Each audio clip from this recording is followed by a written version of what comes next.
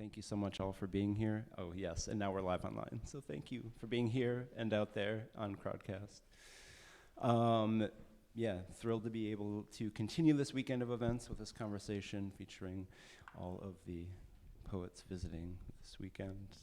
Evan Kennedy, Mimi Tempest, Will Alexander, and Roberto Harrison, along with Garrett Caples, who will be host and moderator. The quick things I wanted to say, one is, of course, please come back this evening, 7 p.m., for the closing reading featuring Roberto Harrison and Will Alexander, which will no doubt be tremendous, as was the reading last night, so thank you, Mimi and Evan. Fantastic. The other thing is logistical. There will be time for questions, so, get the gears turning. Think about what you might want to ask, later on when the time comes. When the time does come, I will pass around a mic if you could raise a hand if you have a question. That way people on Crowdcast can hear your question as well as the answer. And if you're tuning in on Crowdcast, you too can ask questions in the chat, which we will read on your behalf, and we'll try to get to as many as we can. So with that, I'm thrilled to turn things over to Garrett Caples, who will be host and moderator. Thank you so much. All right.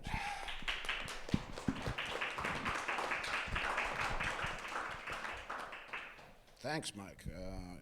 Really appreciate it. We want to thank Woodland Pattern for the extraordinary hospitality of this weekend. It's been so wonderful. And last night's reading was wonderful. And tonight, 7 o'clock, we have the second reading. Last night was Mimi and Evan, and tonight is Will and Roberto. So I hope everybody can come and check it out, because it's going to be one for the books, as they say. So thank you all for coming. Thank you, Woodland Pattern. And I guess, I am flying a bit without a net here, but we will make do. I am less scared than I would be because I have these four poets up here with me, and so I don't think we'll have any problem killing the time talking about poetry. But I have prepped in a more mental than physical way. I guess I want to, just start by mentioning this is kind of the first event. I've been editing poetry at City Lights for 15 years or so, 16, and and I'm not the only poetry editor there. Everybody does a little bit of everything at City Lights, and I do things that aren't poetry. But I get called the poetry editor when that's convenient for them to call me the poetry editor, and I do most of the poetry. So, but not all of it. But this is the first event where it's sort of coalesced around four poets that I brought to City Lights, and so it's it's a really personal thing in a way to be able to have this kind of panel, just because they knew about Will, say, before I was there, but they would not have known about everybody here, and they knew about Will, but it wasn't until I was there doing things that they got around to publishing him, So and none of this is criticism of City Lights. I'm just saying this is the sequence of events. So I'm just sort of wrestling with the feeling of having, this was my idea of what you could do with City Lights in the 21st century, given that it's a place with a 70-year history, and you run into that history all the time, and sometimes you start something and you don't know it's already been started in some other fashion. So it's not an easy thing to negotiate, to handle a sort of big old wooden ship like City Lights. But it is an immense privilege, and and it's a piece of magic, I feel like, the press, we got no money. It's very difficult to make ends meet because we publish so much poetry and there's only so much, it's not about material goods, but somehow it has survived all this time. And I thought I wanted to just start by asking the poets here what, if anything, it means to be published by City Lights at this time. What you thought of before you got involved with it, or in what it turned out to be for you. If anybody want to. It's a momentum into the future, and a complicated future that the voice of City Lights cuts through the detritus of the coming age. And we're able to crystallize our vantage points into a kind of, I wouldn't say a surgical knife, but a kind of an alchemical blade that's cutting away dross, and allows the voice to crystallize across the coming seeming eons. But here we are, and thank you for that question. Anybody else want to say something? Sure. Go, yeah. I'm just happy to be a part of City Lights. San Francisco is the only city I ever really wanted to move to, in the history there, with the writing and art and everything. And so I'm just happy to be a part of it. And a lot of the books that are published by City Lights and are kind of associated with that history have changed my life. And so I'm just grateful.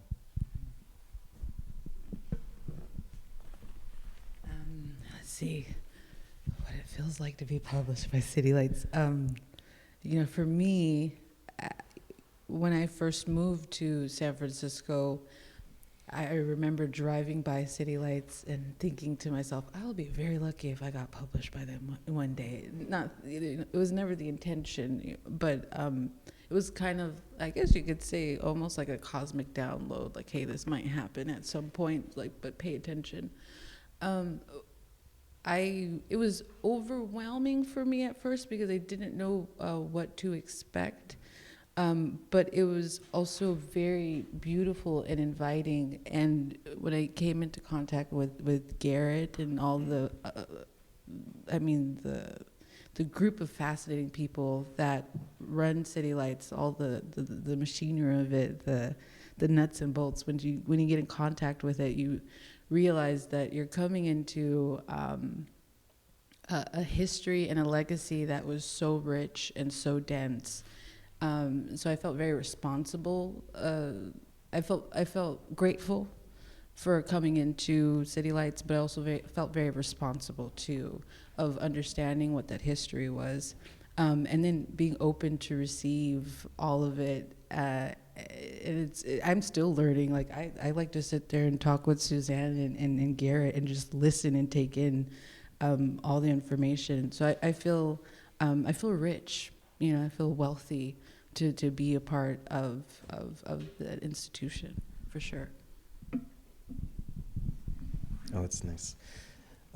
Getting a book out from City Lights has been a rebirth of sorts, not just creatively, but also in terms of my engagement with San Francisco. So I've lived there for 15 years. I never really thought I'd be a West Coaster for so long. I always thought I was culturally an East Coaster. And I think it's easy to take for granted such a long-standing institution such as City Lights. And I think of my engagement with San Francisco as a poet to be, there's sort of a map of various hauntings and literary landmarks for me. So for 14 years or so, I lived a few blocks from the hospital where Jack Spicer died at 40 San Francisco General, where he delivered his message to Robin Blazer. And I mean, at the time, the first few years there, the baseball team was very good and fascinating. And even when they weren't good, they were still fascinating. And there was also this piece of graffiti I don't even know what it was written in. It just seemed to be almost like wax, but it was there for years on 24th Street, right outside 24th Street Mission. Do you remember this? It just said Bob Kaufman. Yeah. Like, who wrote Bob Kaufman in this indelible material on this sidewalk? And by what law did people just assume that it needn't be scrubbed away? It just remained there for years, like longer than anything. It was kind of like, I don't know, it's like everybody took a vow of silence not to acknowledge it or something. And I mean, another important poet to me is Ronald Johnson, who wrote this magnificent epic ARK, and was involved in the leather scene in San Francisco, of which I have admiration from afar. I guess because I don't have a good memory for safe words. And he lived on this this small street called Elgin Park that is kind of cobblestone paved. And I was often taking that street before I knew he lived there, biking from one of my friends' places. So for this invitation to get published by them, I reacquainted myself with the pocket poets, and just in such a distant era, like Lawrence Ferlinghetti's poems about the Italians in Washington Square, and these kind of journalistic entries and snapshots, and yet there are some of these institutions like City Lights still exist, like the cafes, and I would see Neely Cherkovsky around, and rest in peace, Neely is one of a kind. And Jack Hirschman, he would have his workshops at Specs across the street and meeting at Vesuvio's. So, I mean, in some regards, it's a ghost city, but, well, we're in it. Well, yeah, I mean, we've been kind of thrust into, dealing with it and trying to move it forward, I guess, that, I mean, I can briefly rehearse even how I got involved there, because, I mean, I don't want to be, like I'm just talking about how great City Lights is, but I am in awe of the place and that I get to do things there. That hasn't gone away. I mean, it is a headache, and, it is a pain in the ass, but, it's the most fulfilling professional thing I get to do alongside my, my own books of writing, And I owe a lot of that, I wouldn't be here right now if it wasn't, and none of you would be published by City Lights if it wasn't for Will, Because Will introduced me to Philip Lamantia in 1998. It was Philip's birthday, even, I remember, October 23rd. Mm-hmm. And it was like just a 12-hour meeting of amazing, unceasing talk from Philip that, and it really it changed my life. I'm like, I gotta hang out with this guy. I was writing a dissertation and I was on fellowship, so that's dangerous, because then I'm like, Philip doesn't have a job, so I have to, I ended up spending most of my fellowship hanging out with Philip rather than writing the dissertation, but I have never regretted that situation or that circumstance. It was through him, even though it was after he was dead, but it was through him basically that I got involved with City Lights. And I like to think of it in terms of, there are different poets and types of poetry Lawrence Ferlinghetti championed over the years, and and he definitely took advice from the poets he respected, and there's definitely things you can tell, like Ginsberg turned him on to that, but then there's definitely things that are like, this is coming out of Lamantia, and that was one of the influential. He was one of the influential poets that Lawrence met when he first came to town, even though Philip was like a decade younger than Lawrence, but he was already, because he was like a teen avant-garde prodigy, surrealist prodigy. He was already like an established poet when Lawrence was complete unknown, And so I like to think some of it is I'm sort of cultivating the side of City Lights that comes through Lawrence's relationship with Philip, I mean, could you talk a little bit about meeting Philip and Bob Kaufman back in the day and how you first meet people at City Lights? Yeah, it's spontaneous. I went up to City Lights to see Philip, in particular, darn near out of the blue. And Late 70s, right? Late 70s, we ended up having Philip did. I was trying to absorb a 12-hour conversation. Philip was, whoa, it was nonstop. And during that time period, I walked up and was able to see Archie Shutt, and took a break and came back and continued to talk. It ended up to be about 12 hours. And then Philip Shutt, we kind of meandered off across Harwood Alley, and there was Neely, me, Philip, Neely was there, and Bob Kaufman was there. And we read the first, Philip was, and I was looking at the early volume of The Ancient Rain in manuscript. And Philip was looking at it and saying how marvelous it was, and Bob never came out of the room. He was on a vow of silence, but it was magical silence. So we ended up in this protracted psychic enclave for all those hours, and I attempted to drive home to Los Angeles. It took me 12 hours because now I can see how you can pass away at the wheel.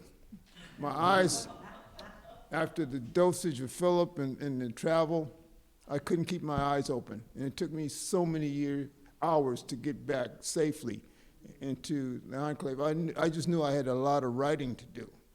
And Philip was exposing me to so many things.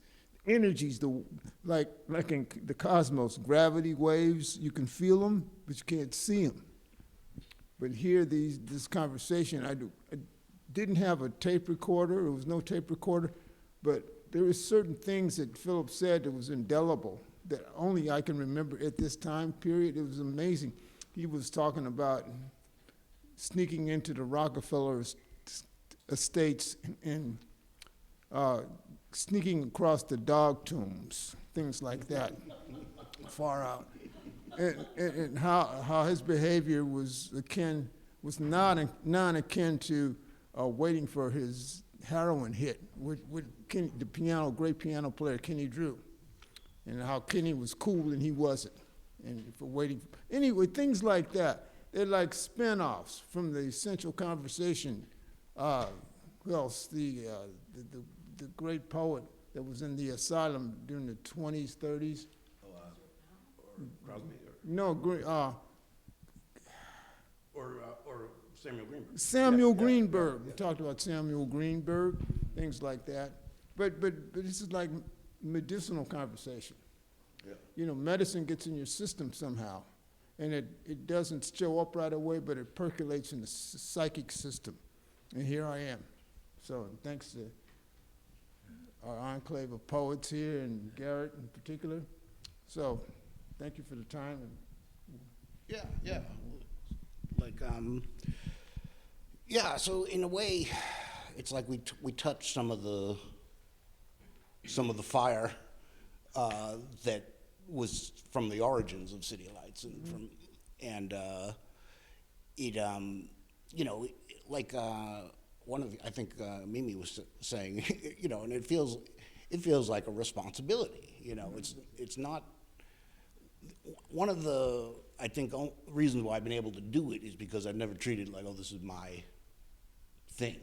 It's like, this is something that it's like you were trying to keep this alive and be true to it, And at the same time, though, I feel like I've been able to expand its horizons in the sense that, not that I'm like, oh, they need to know what I think, but if you're like an institution like City Lights or a guy like Ferlinghetti, it's like you can't even measure your own impact.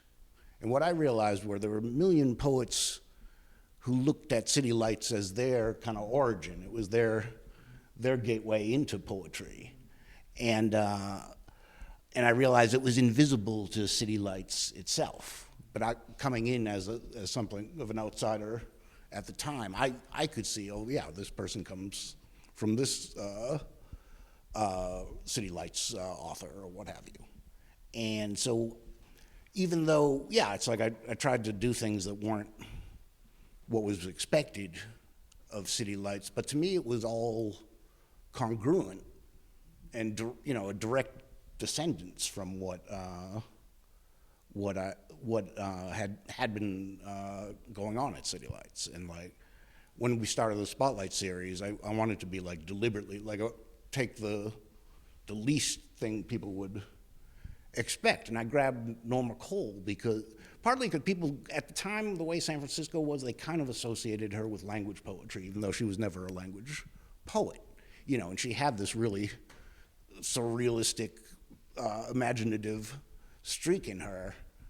And I remember, yeah, even Lawrence thought I was crazy to start the series, but he let it happen. That was a tribute to Lawrence too, is that he, Lawrence was a great editor and published a lot of great stuff, but he never approached it like he had all the answers, and that's how you have to.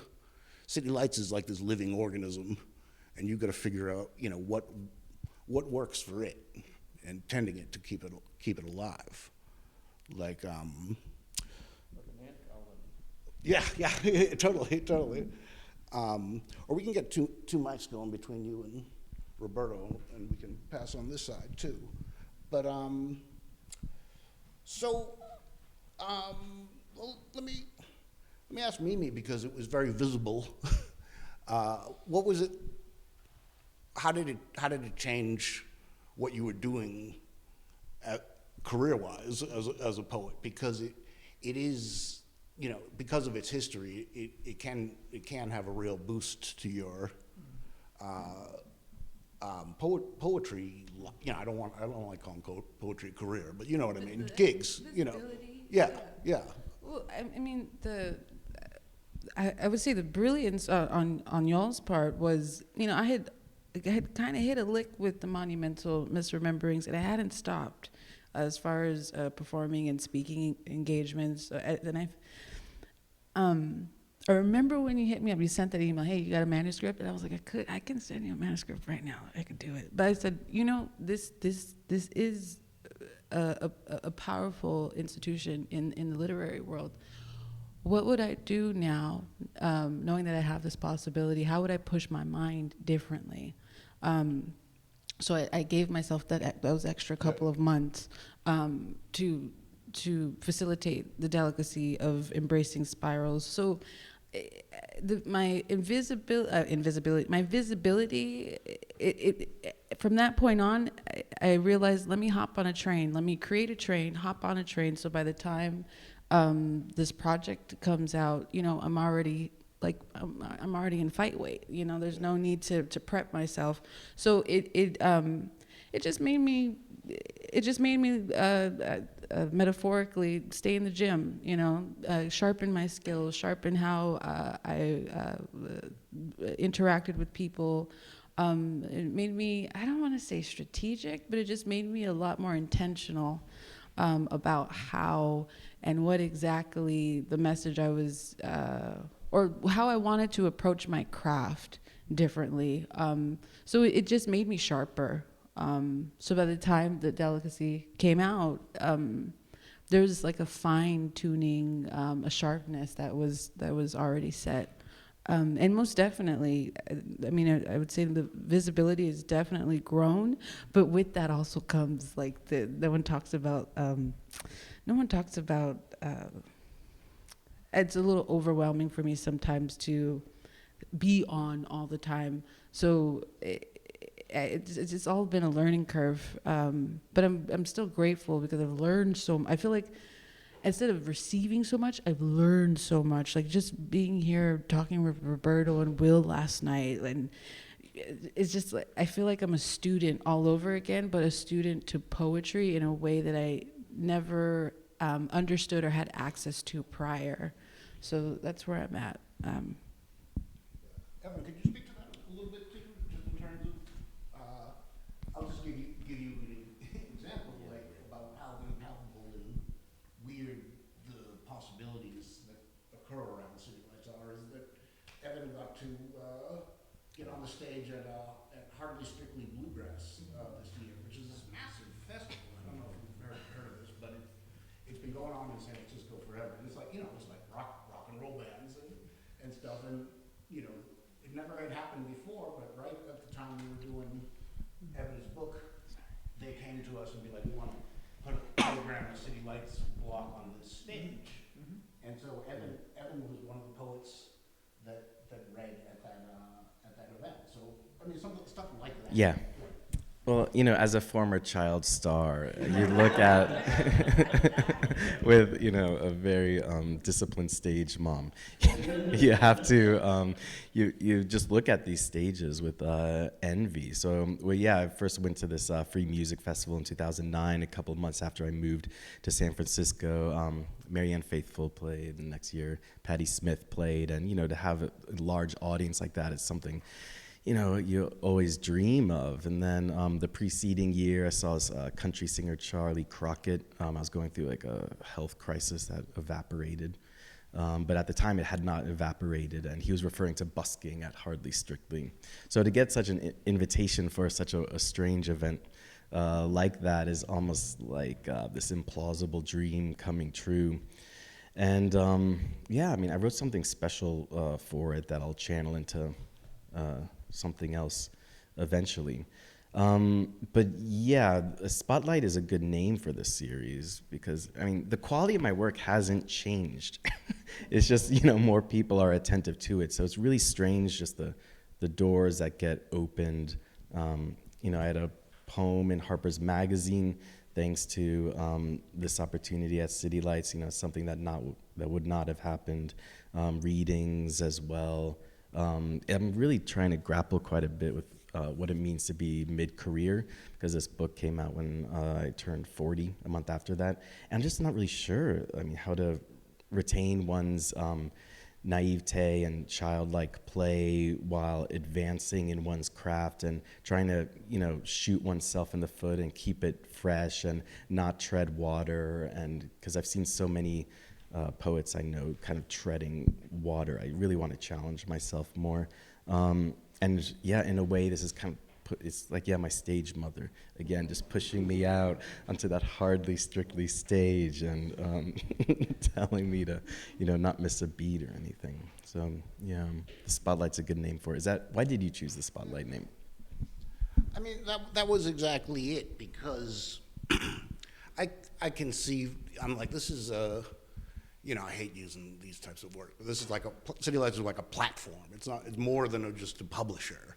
It, because it has a visibility that other places don't, and that it's known around the world. Like, I remember when we published Norma Cole, I suddenly got a request to republish one of the poems in a magazine in India, and we don't even have distribution in India, but our books get to India, they get the books get all over the world somehow. I'll be damned if I know how, Lawrence didn't even know how, but, people bring them with them when they go places and leave them places. Yeah. And so the idea of the Spotlight was like, well, it's, if it was just going to be like, oh, you publish your friends and, you poets that you associate with, that's the kind of old modernist avant-garde model in a way. It's like, you have you and your buddies are a movement. And I was like, City Lights is bigger because so much has come out of it. It's like an exponential growth. So I thought, like, you gotta open that up to as wide a range of poets that have come out of City Lights. But the idea being, it was a spotlight, because I wouldn't have been able to publish Evan if he was doing nothing, it was, Evan's out there doing his thing, so it really shining it on him, is how I conceived of the series, because I did think, you know, there's a lot of rewarding of success in poetry, and I'm like, well, that, you know, and where it's at is really trying to make people more successful, you know, like don't, you know, it's like I need you, you know, I need people who are doing it artistically and out there hustling, like, you know, keeping themselves visible. I need that, but it's, you know, but I only, you know, there's a ceiling. Like if you've been published on a really big press, you're automatically excluded from the spotlight. Like I set up a bunch of rules to keep it. It's for people who haven't had a book on a press like City Lights, like in terms of size. Even though again there's no press like City Lights in a way because it's one that was made by a poet. And so I can be like a pain in the ass as an editor, like, or you know, we wanted to do. I just thought the audience for City Lights, like, it was a more general audience that needed lean books. You know, it's like, and you know, and I'm like, you know, you don't have to consider it your most avant-garde effort. It's like it's a representation of who you are as a poet, and to lure you in, and the people who can handle it, you know, will go in and find more of it. Like, I mean, I first, you know, I'll tell the story more tonight, but I first heard from Roberto sending me a book, and Roberto writes big books, you know, they're torrent, and they're wonderful, but I'm like, I can't, you know, and there are price reasons, there are a bunch of reasons why this series is in the shape it's in, but I'm like, I can't do this, but I love this poetry. So I asked Roberto about, you know, I'm like, can you give me a book that's like, you know, so many pages and, you know, scaled down to what the spotlight can do. And so, and it took like 10, it was like fully like 10 years before I got it. Yeah. Took him 10 years to write his shortest book. But could you talk a little bit about that? About like what is it like to get that kind of demand, you know, for lack of a better word? It's not a demand, it's just what I can do, you know, and what's it like to try to grapple with that for a poet like you? Oh, I don't know. I mean, I was really happy that you were excited about my work a long time ago, and I was just waiting for the right time to write a shorter book, and I tend to write longer books, and I'm in the middle of probably my longest book right now, but, and then, you know, other things happened. I mean, I went out to Crosstalk in San Francisco a few years ago, and I had a great time hanging out with Garrett. We got in his car, it had no rearview mirrors, and I couldn't stop laughing about it for a couple hours. And, you know, I think, you know, Will's a big figure in that whole constellation of City Lights, and I'm super grateful to have him as a friend, someone I can talk to, and now, you know, having new friends in Mimi and Evan, and it's just beautiful. And I think Mimi was right about the fact that it's you know, you feel a responsibility that this is a really great press, and, you know, they do really great things, and, you know, the great readers that I've been paying attention to and people associated with City Lights gave me the courage to give my best reading ever last week in City Lights. I mean, my book was just published, so everybody else has already seen the repercussions, but I mean, it's already great. I mean, I'm already, you know, super happy about it.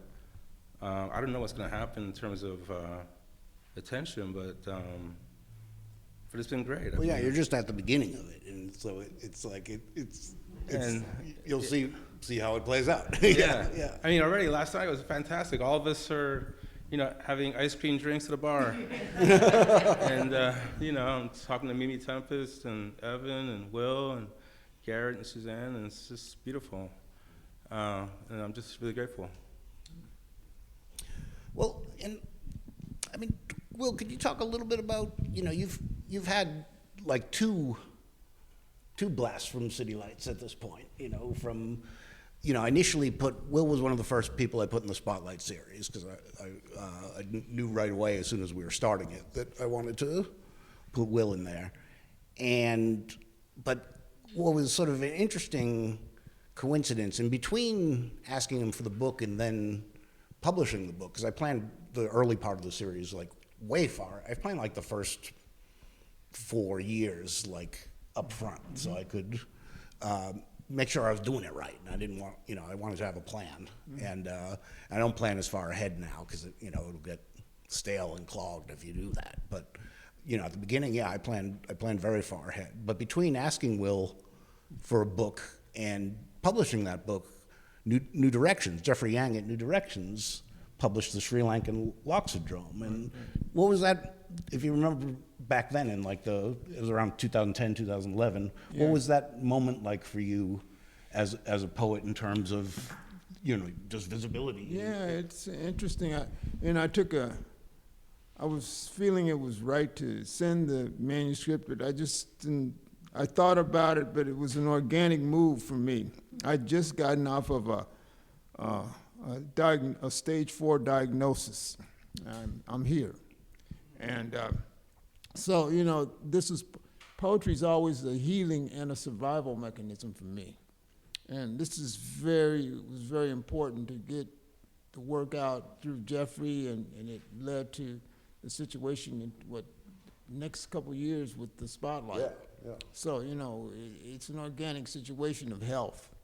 For me, poetry is health, not a plunge into deficit, but a plunge into health, a flight into health, lingual health. So it made my internal system stronger, psychic system stronger, and which makes everybody else, by implication, stronger in the whole field. It makes the field stronger as one gets stronger. So in other words, one is not using a personal attitude about what one does, but how it plays out to India.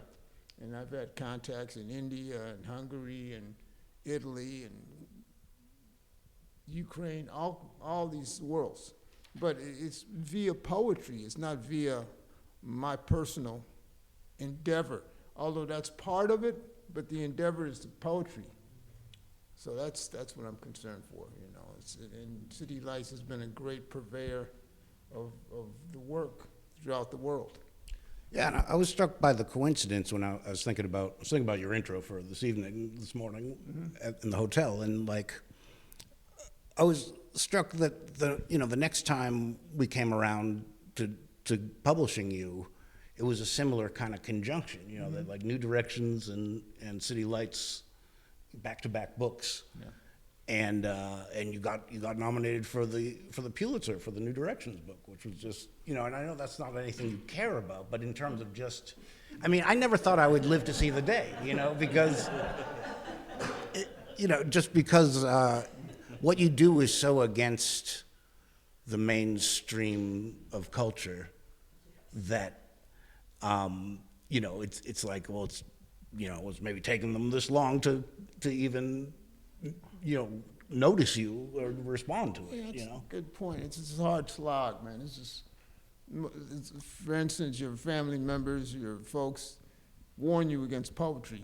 And people in general will warn you against, what are you doing, but it's like, late Eric Dolphy said, you have to have tremendous faith in what you do. Yeah.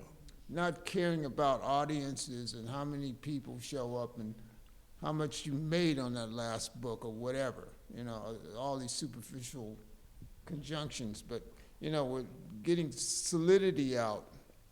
That's why we still are talking about, I just saw a program on Dante the other day. You're talking about 500 years. Poetry can last. It's like a cosmic element. I was having a conversation. I was fortunate enough to have a conversation with Avi Loeb when I read at Harvard. And it was interesting he's talking about cosmic energy across the universe, and poetry is akin to cosmic energy across the universe. You throw it in a bottle and it washes up on another shore with another reception, maybe in another language. Yeah.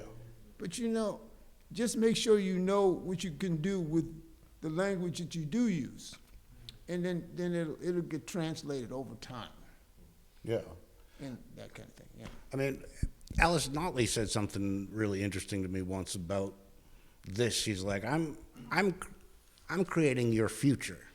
you know, because in her lifetime, people aren't even going to catch up. In your lifetime, they're not going to catch up to your work, you know. But the future, you will be part of the poetic lineage and culture.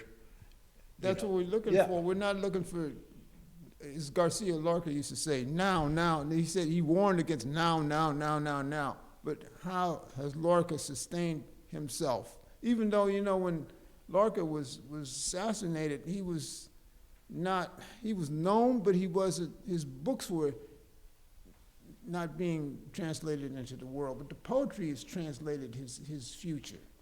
And it's still doing that. Yeah. So this is what language can do, and essential language can do. And I'm just happy that I'm part of a community that's able to propel this energy of language into the universe. Yeah. So here we are. Well, on that note, also being from LA, what was like Will saying, like, people think you're crazy going into poetry. Like, what was your reaction from, like, your family and friends when you went for that? You know, because I know you're doing music and other things too, and you know, that's in terms of like a material existence. It's like that's you've turned in the opposite direction. Yeah. So how was this received among your family and friends? Yeah, that's a great question. I told Evan last night if it was up to my mother, I'd be a nurse or a doctor. Interestingly enough, I come from a family of athletes, so I am like the black sheep in my family. But there was something in me, I think it's what Will is hinting at, from a very young age, that always knew that writing was the gift that I was given. I came into poetry through Langston Hughes in 7th grade, and from Langston Hughes I jumped into Zora Neale Hurston, which I think is a natural dance, if you will, into the Harlem Renaissance. And I remember reading them at a young age and saying, I want to be a writer, but no one in my universe was a writer. So a lot of my trajectory as a poet and a writer was all makeshift. I had to figure it out. Surprisingly, I came into poetry not through being a poet. It's weird. So I actually got into Barnard when I was in high school, but my family was so poor I couldn't afford to go. So I stayed in LA for a long time, and I knew I loved poetry, but I wasn't confident enough to do it. I didn't know how to do it, so I used to do underground battle rapping, and I used to perform at underground parties and with the punks and the misfits and the DJs and the wannabes, the druggies. That was my education. It was a synergistic soul drive, if you will, to figure out what poetry or what language could do. So that's when I really became a poet. I feel like it wasn't until I moved to Oakland and San Francisco that the title of poet, of writer, was solidified. But it's really like that underground honing that I did early on in my life that drove me to where I am now. Yeah. What about you in terms of, like, I never asked you this, like, what was your family's reaction to you getting into this field that is, you know, it's such a part of your identity that, were they happy, were they not happy? I was just at a family reunion last week, so I don't think we need to get into this yet. So were they all impressed with you having a book from a place like City Lights, or did it just not? I had to explain what City Lights was, but they are supportive. They don't read much poetry.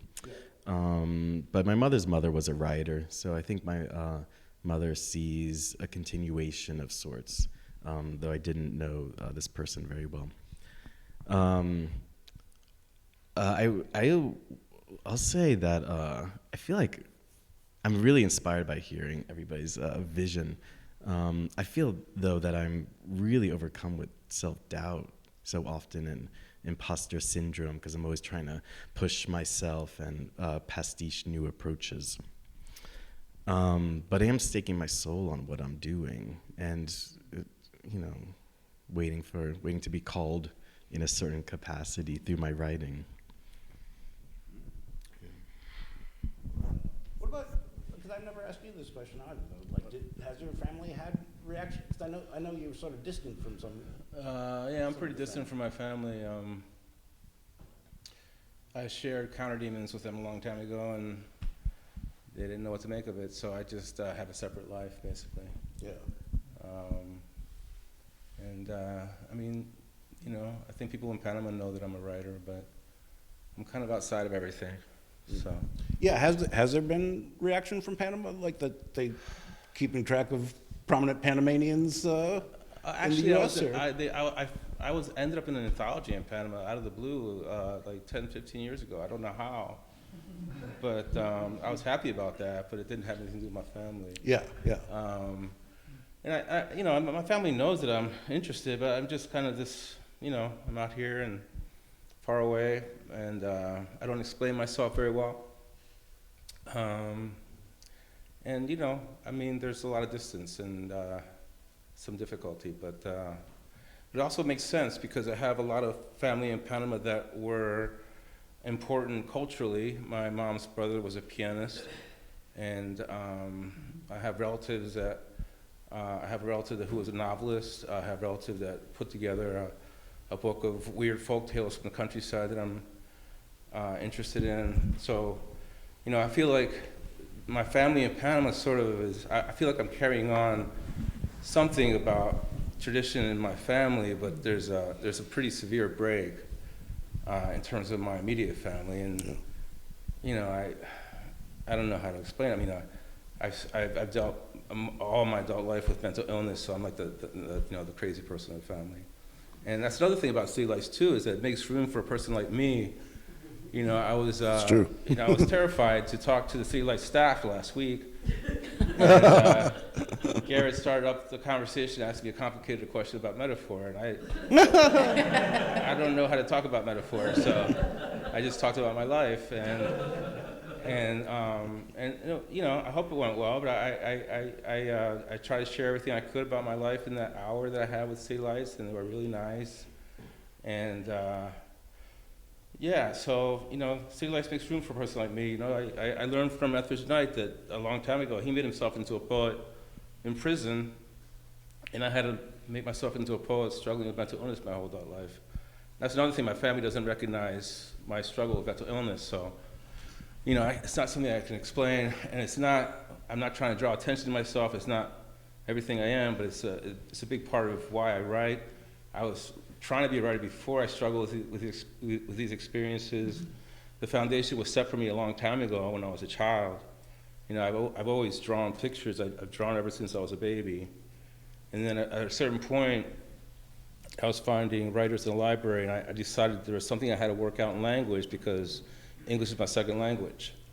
And also I had, in my first psychotic phase, I had this insight into the validity of acausality, and it became an argument between me and my first poetry friend, Yusuf Kobinyaka. And so that sort of drew me to more experimental stuff. And, maybe that explains a little bit about, why I write. And, it's weird because I heard a couple of people last week City Lights say that my book is a little bit odd in that it's so complex, but I don't see my stuff as that complex. It's just, and I see myself as a part of all that stuff. I don't see myself as sticking out in some way that way. So City Lights and Garrett and Will and that whole, Will is a person I talk to as much as I possibly can because he's the person that I feel that understands some of the energies that I wrestle with, even though he's able to talk about them in cosmic terms, and I am still trying to figure stuff out that way. But so.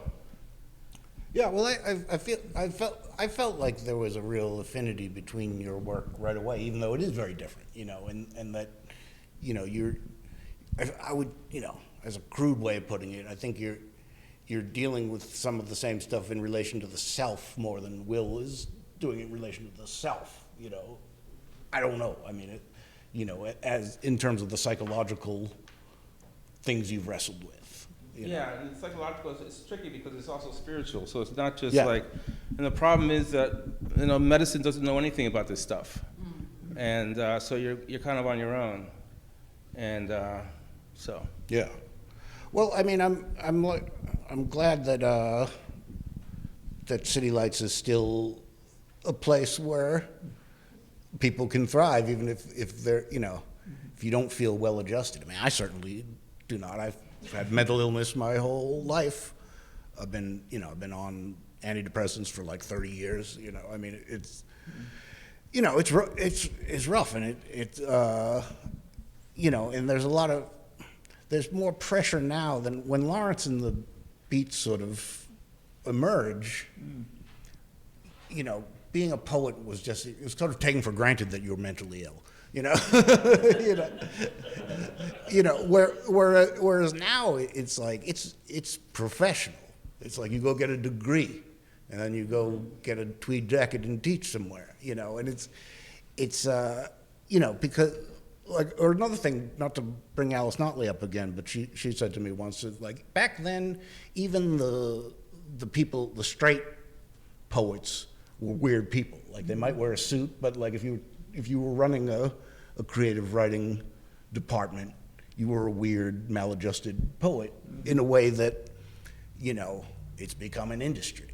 It's become and again, for something that has no money in it per se, like actually doing it for real, it's a curious phenomenon, but I mean, it's related to the corporate university structure, but I'm glad that like City Lights is, in a way, is an alternative to some of that, and it's like, I mean, it has its growing pains, the place. It's had to become way more of a professional organization in the way that it ages, and it expands, and like in order to keep this sort of thing afloat, it's like, it's sort of in fits and starts. It's been unwillingly dragged into the 21st century, Yeah. Like it's because or like you said, I mean, Bob Kaufman was a deeply eccentric person. He was an amazing person. He's like a magic talisman. Every time I'd go up there, one day I was walking around North Beach with Philip, and we were looking for a sighting of Bob, and Philip always was telling me, he says, we want to see our poet. I said, our poet, talking about Bob. And Bob never appeared for some reason. It was some celebration there, but we just kept walking and we just never saw Bob. But before that time, I'd seen Bob in North Beach. He stepped into a bar and it seemed like he disappeared in front of my eyes. He was that kind of being. He's an amazing being. He's a rare sighting. It's like seeing an incredible mountain goat. No, exactly, and I mean, and that's again the kind of legacy we're dealing with when you talk about City Lights.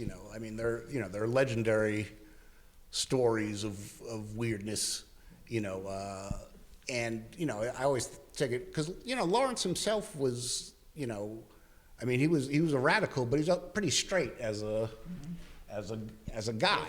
Like he wasn't, he wasn't getting fucked up all the time, or like he did LSD once, that sort of thing, like to check it out. But he was a fairly straight person, in the way that you kind of need to run a business like that.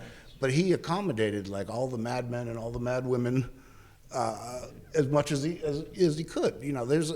There's a story that I think is true. I don't really know, but sometime in the 70s, I was told by Bob Sherrard, who was at City Lights at the time. He was like the senior editor when I started there, and he had been Lawrence's assistant and all this. And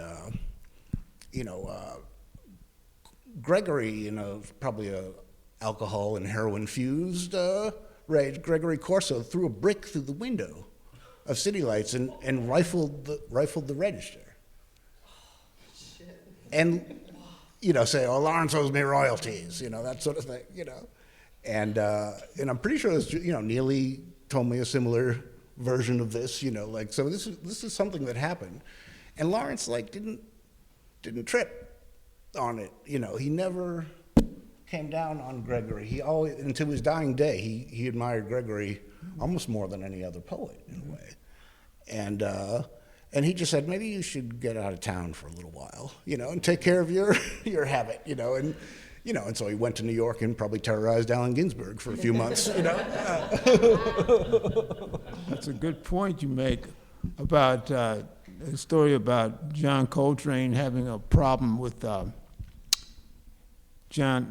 Jimmy Garrison and Elvin Jones.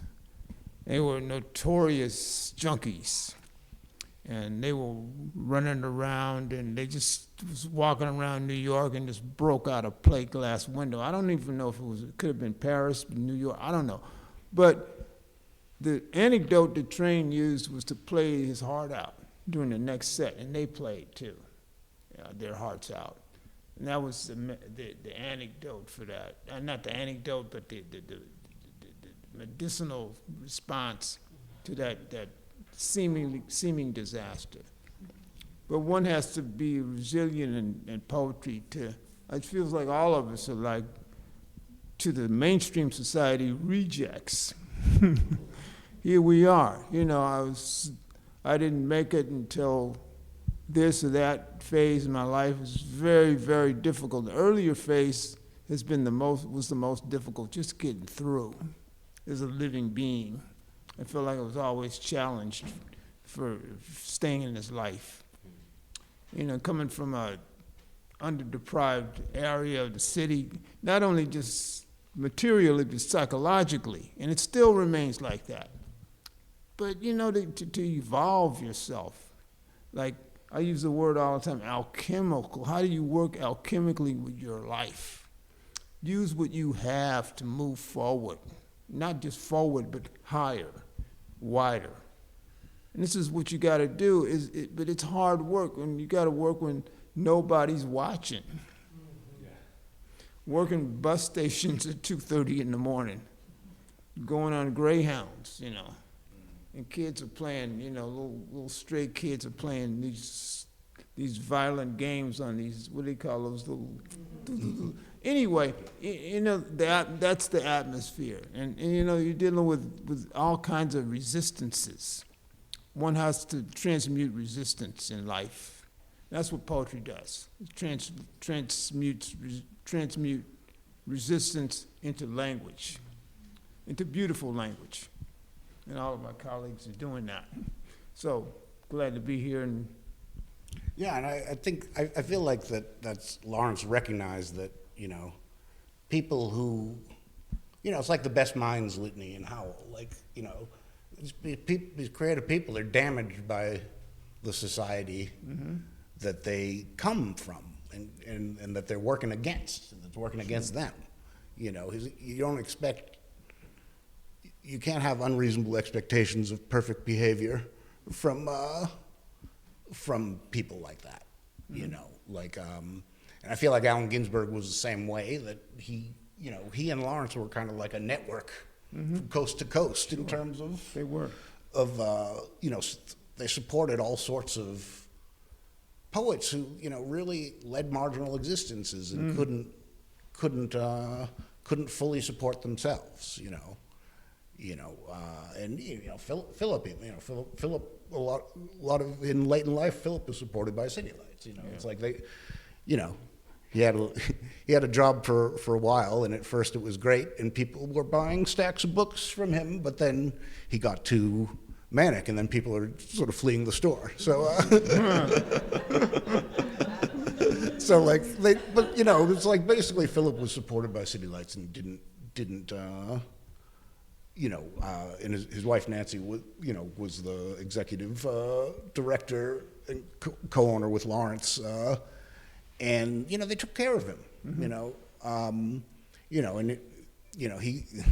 He had his moment. There's a million postcards in Philip's archive from Ginsberg, apologizing to Philip and saying, "Oh, I'm so sorry, you know, I don't know what upset you and stuff." And like, it's very Philip, because Philip, I mean, he was manic depressive, and he'd get really angry at somebody. I mean, I feel lucky that I knew him when he was an older guy, because I never experienced that part of him, but people did, you know.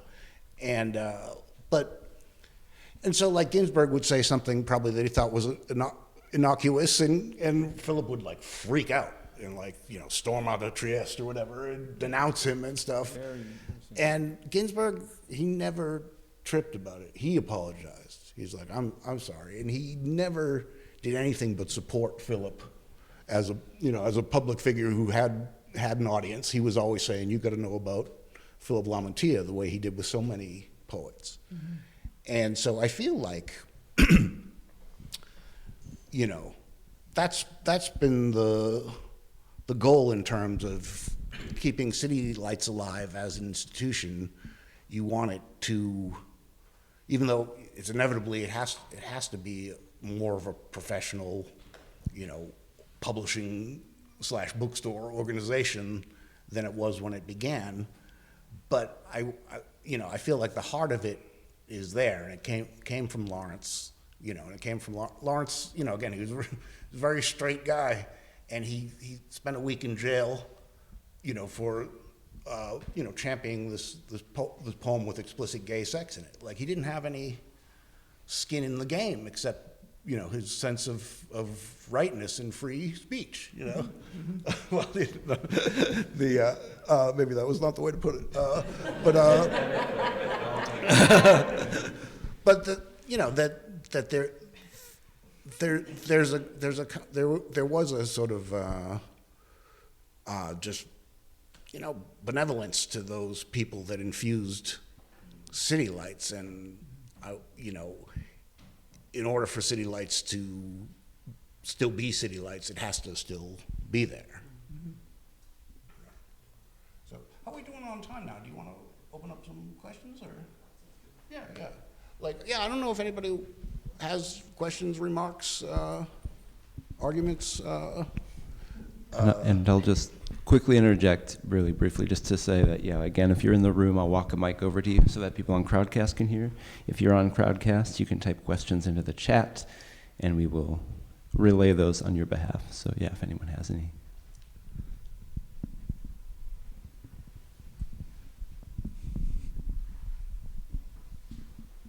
But I mean, not necessary either. You know, I don't want people to feel like they got to do it. But we can all talk some more too. Yeah. Just in terms of us feeling like outsiders, Ludwig Wittgenstein wrote that he felt that he had to generate his own oxygen, and I feel like that's what we're doing.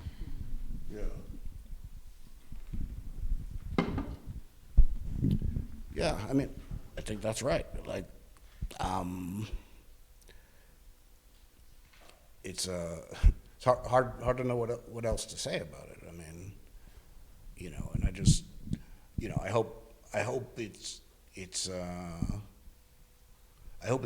gives everybody here something as a poet, in order to just, you know, I conceive of everything you do is to keep doing it. You know, you're trying to sustain the creativity and the production. As you learn, you create your own ozone, own internal ozone. And you know, one is never perfect. I was talking to Nathaniel Mackey somewhere, and he said, I'm still working on things.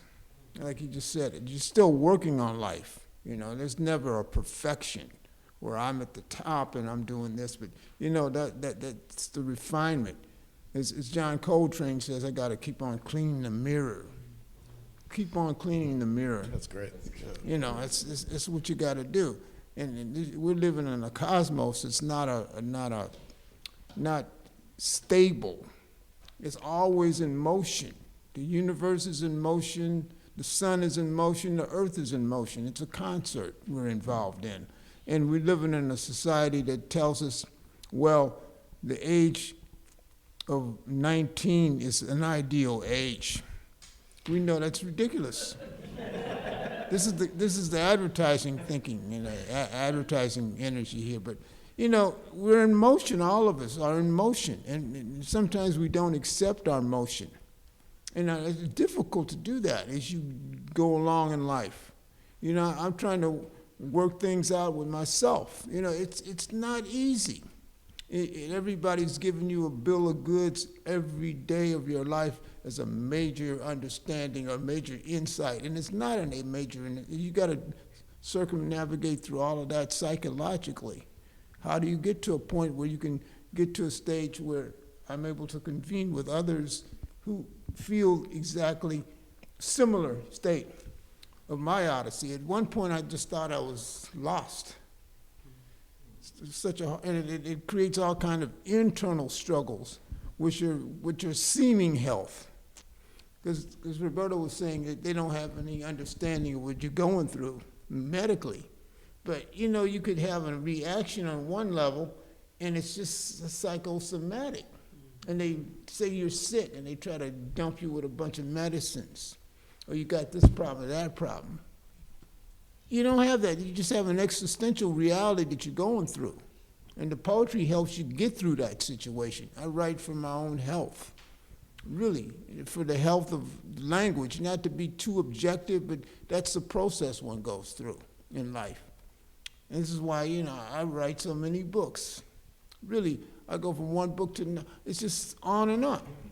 So I don't just sit and look at my situation like a masterpiece you got to look back at. You don't do that. I don't write anymore because you never can stop. You don't want to stop. You can't stop. Your life depends on it. Like Bud Powell once said, my piano, I have to do that. I have to play all the time. And Bud was playing in Paris in 1959, and he's playing in Brooklyn in 1949 or whatever. But it's just a continuum you're going through. So that's how life is, a continuum. But I don't want to keep talking. Yeah, I mean, I think it's great because one of the things I love about poetry the most is the fact that your peers are not related to your age group, Like I realized just when we was talking, like everyone on the stage, we're all in a different decade of our lives, and you're not supposed to have things in common with people outside of your cohort or whatever they call it.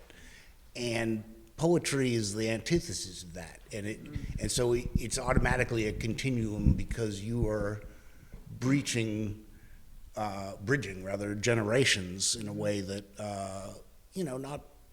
not every form of human endeavor allows you to. May I add to that? That was actually something that City Lights made me realize.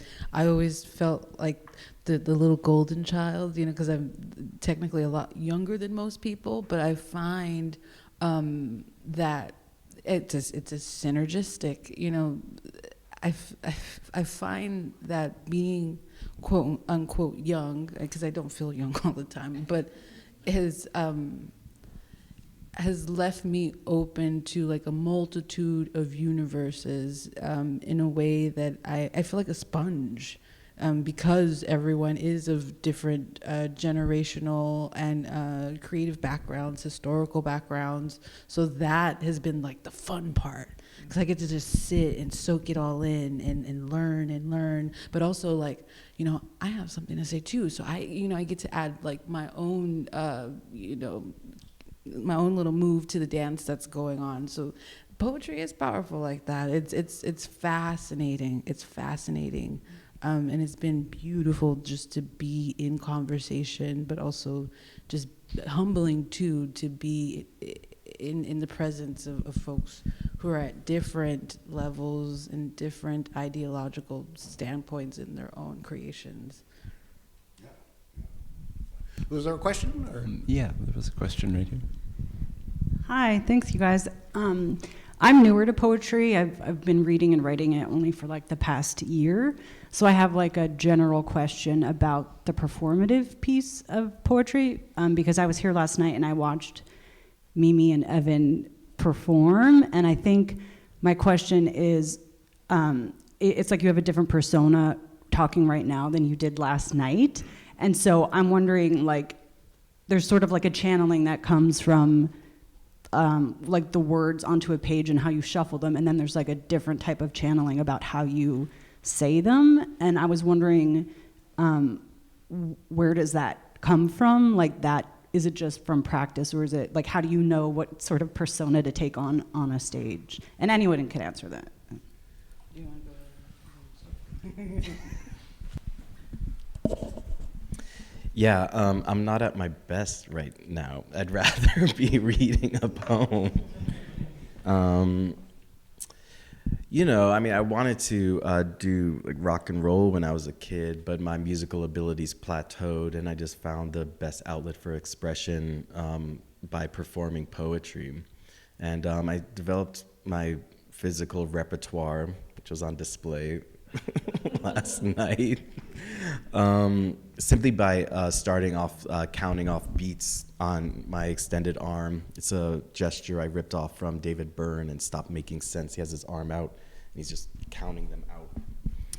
And yeah, I mean, I developed a physicality around that, and I do feel like people can best represent their work by reading it, and I gain access to other poets' work by hearing them perform. That's a great question. Yes, there is a difference between, I always say Mia and Mimi. I'm actually a very quiet person. I'd rather sit in a corner somewhere and like observe people. But I don't know, something about when I get in front of a microphone, I turn into a monster, a beautiful one, right? I think, you know, there is a type of channeling that's happening. I don't plan any performances. I have an idea of the poems I'm gonna read, and it's interesting because so I was an MC for a long time, so hip hop is ingrained in me, but I'm also a novice or a young kidling, if you will, or a understudy of jazz as well. So the spontaneity and allowing myself to run and riff off of the poem is something that I'm responsible for. I try not to take myself so seriously when I perform, like riffing, but last night my mouth was doing something weird because I haven't read poetry in front of people for so long. So instead of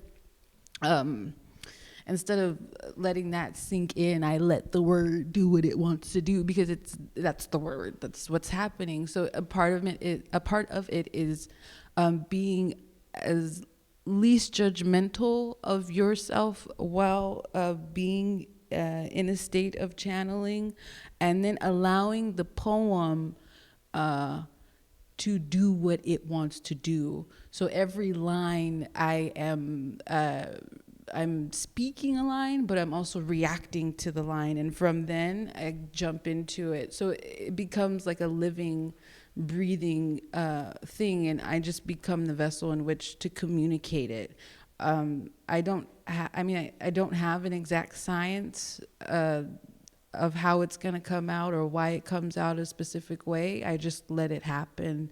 That spontaneity is what drives me. And you could ask Suzanne, when I read poetry, I usually want to go hide somewhere and not be seen at all afterwards. But it's just I let the thing happen. It just let it happen without being responsible for the judgment of the happening. Say something about that. Well, poetry is, I'll use the word endemic to one system. You got to take chances with it and begin to work with what you have. You know, when I'm reading sometimes, a shadow word will come in, whether the ones on the page. And I just read this Broad situation in LA, and I just let it happen. It's okay, nobody knows, I'm not interested in I'm not interested in some kind of mathematical equation, but a qualitative understanding of the language. It comes through. And you have to go actually beyond the text in order to get to the essence of the text. Yeah. Get to the essences of the poetry, not to just get to a way. In other words, I tell people I'm not an entertainer. No, not at all. Not at all. I'm not an entertainer. I'm not a person that gonna memorize. And when you memorize, as Breton said, you don't want to occlude your mind with a bunch of details from previous work to entertain people. You got to let it flow through. And that's how you discover new things in the universe. And you're beyond entertaining. That's something I learned from reading about Breton and of course, having known Philip and talking about, his initial contact with under Breton in 1944, I think it was. So anyway, here we are, and we're just hopefully, gaining impact into the universe as we speak. So there's no final answer to nothing. I don't have any answers for anybody to give someone else. It's just some kind of a frozen, immobile authority. No, I'm not an immobile authority. As Malcolm used to say, I'm not an expert on anything. So, anybody? Just want to say I like what Tim Milburn says, that poetry is a wilderness of language. And my first collection of poems a long time ago I called Darien, which is a jungle in Panama. And now I'm in the middle of Tropical Lung, which is a part of a jungle, clears the air. And I try to write every day, and it's just what I like to inhabit. I make these poems, and I improvise, and I like to do it early in the morning, and that's just what I inhabit. And if I can still inhabit it a couple weeks later, then I keep it, and if I can, I don't. And so. Yeah, no, that's a great way to think about it. If I can still inhabit it. And I was thinking about what Will was saying too. Yeah, because I almost never, if I stumble over a word or I just say the wrong word, I never correct it. And as long as it fits syntactically, I just run with it. Because yeah, there's nobody keeping score. And sometimes you're like, whoa, I got the wrong word in there. Sometimes the poem thrusts the right word on you through trying to execute it. So yeah, because myself as a poetry performer, I've had to make it a kind of improv thing. Because anytime I plan, I'm going to read these poems, I get in the room and it's not the right room for those poems. So I never have a set list of poems. I just have like the most recent stuff or the most recent book, and I do it by feel. So yeah, so there's. I don't know if it's a persona. For me, it's like I'm trying to feel the room and what's going to work there. I just really appreciated last night listening to you read that you all didn't spend a whole lot of time introducing the poems. You just went from poem to poem. You just went from poem to poem, and you didn't explain the poems like so many people do. Right? Yeah. And I really appreciated that. And that I know that's true of Roberto as well. He just reads the work and doesn't give you a whole big background lesson. And lets the work speak for itself. So I really enjoyed that. Because sonically, the poem is already explaining itself. Sonically, psychically, it's already. If you're in it, you're in it, And if you don't get it, that's okay too, Something I often find with people that really resonate with me is I don't get it in the moment. I'll be in the shower a week later, that motherfucker did say that, whoa, So it's a resonation. It just sits there, and it'll I will. The poem will get to its point, if there is any at all, when it wants to. So thank you for that. It's organic. We're in poetry. It's like a mystical vapor. Yeah. It invades the system, and you start breathing the pores. It accepts the atmosphere, and it creates that acceptance. So it's not a perfect conclave, but it's an organic conclave that one is working through all the time, and it's evolutionary. So I'm thanking you guys for being here with this evolutionary context, and you know. Yeah. Is that good? I mean, unless anybody, if there are more There's questions? one online. Maybe we could, Sure. maybe this could be the closer. Yeah. So there's one from Chuck Stebleton. Hi, Chuck. Can you say how work that finds its, so it's about, thinking, writing into the form of a book, right? Can you say how work that finds its first form in a chapbook or a series of smaller print objects or some other discrete form gets edited to fit the space of a uniformly sized full-length book, or what is retained and what is lost, or do you think and write for the space of the book in the first place? Do you want to start? You go, yeah. Think about that. You just evolve into a book. You don't have a plan of how it's going to set up, but it tends to take its own thing into it tends to take its own vapor. There's no problem. So that's part of the improvisation. And in poetry, you got to improvise. As Luigi Pirandello says, tonight we improvise. We have to do it like that. And we just evolve, and there's no set discipline between the chapbook and this and that, but it's the flow of creation. I always like to say one is in a poetic river that one flows with. And, it comes out for me, it just comes out as aphorism, a play, or a philosophical statement, or a philosophical essay, wherever it wants to go. It wants to go into a play, it wants to go into this form and that form, but it's not a set form. You can just put it like that. But that's all poetry, too. I learned that from Sam Beckett, too, that flow that you're in. And anyway, it's there, so, that's all I have to say at this moment, but don't want to say too much endemic work, or say too much scaffolding, but that flow, keeping that flow. Don't doubt yourself. Yeah, and I do feel like it works different for different poets. Like some poets are more manuscript driven, and some are.